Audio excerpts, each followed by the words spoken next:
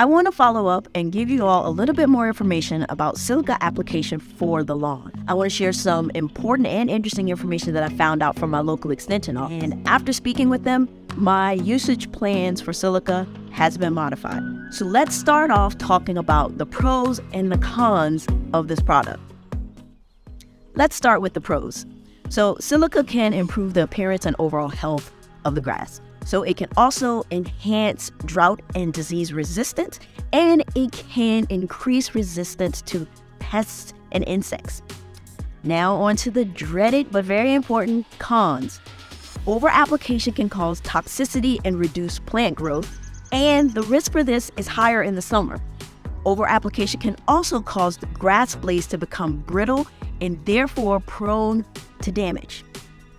These are very important things you should consider when using Silica. Now, I also want to highlight that it's recommended to only use it in the spring and fall on tall fescue, and that really goes back to the higher risk of toxicity during the summer. Now, this is where my modification comes into place. I have already applied my initial application of Silica at a rate of 6 ounces per 1K. Now, originally, I was going to apply 4 to 5 ounces every month of the entire lawn season, including the summer. But after gathering this information, I've decided to make an application of 4 ounces per 1K from April and May.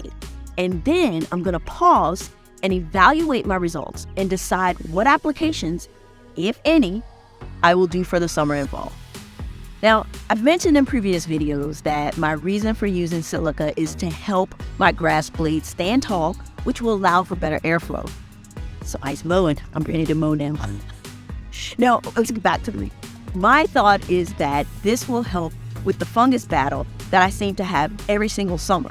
Plus, the additional benefits of pest resistance with the contribution to overall health, simply bonuses.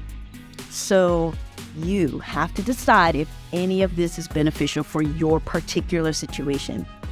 Never blindly apply a product based off of someone else's experiences. Do your own research and remember that your local extension office is a great resource to help guide you. Now, one last thing before I get out of here. I'd like to remind you all that my shorts will usually supply you with some, but not all, of the information that you may need about a product.